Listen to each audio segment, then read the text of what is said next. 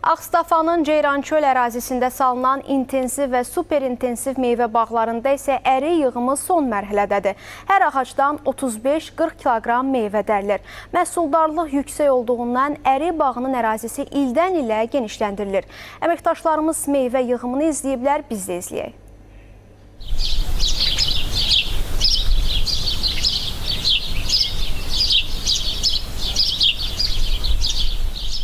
Kür qırağında yetişdirilən Ağstafanın narıncı sarı əriyi adı və özünə məxsus dadı ilə Azərbaycanın ən məşhur meyvələrindən biridir. Bu meyvə həm də bölgədə meyvəçilik ənənələrinin simvolu hesab olunur. Əriyin dadlı olması və rəngi ilə seçilməsi ilk növbədə Ceyrançölün qum və gil qarışıq torpağı ilə izah edilir. Üstəlik də kürün suyu və agrotexniki qulluğun düzgün aparılması öz təsirini göstərir. Oktyabr-noyabr aylarında agrotexniki qaydalara riayət edirik. Torpağı havalanması üçün torpaqda frezləmə işləri davam edir. Ondan sonra budama işləri davam edir.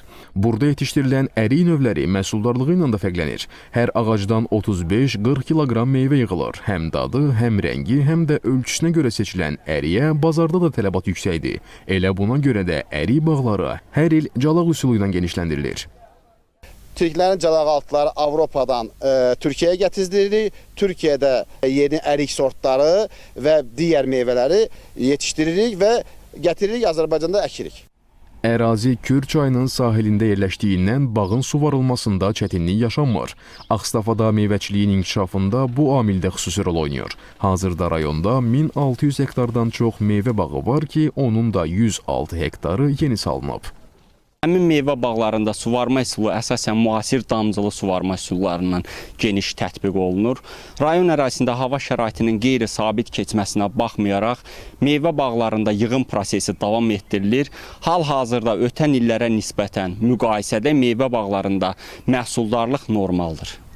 Ağstafada meyvəçiliyin gələcəkdə də inkişaf etdirilməsi nəzərdə tutulur. Bu proses Ceyrançöl ərazisini də əhatə edəcək. İki layihənin biri 100 hektarlıq yenə əlavə superintensiv bağ salmaq fikirləşirik. Bir də 1500 ton həcmində ilkin mərhələdə olan soyuducu ambar kompleksi tikməyə planlaşdırırıq. Ceyrançöldə 2017-ci ildə salınan və hazırda 162 hektar ərazisi olan bağda 11 növdə meyvə ağacları var. Yetişmə ardıcıllığına uyğun olaraq meyvə yığımı payızın axırlarına qədər davam edir. Əsas hədəf bağın sahəsini 300 hektara çatdırmaqdır. Alməmməd Nəbiyev, Elmar Qasımov, Rauf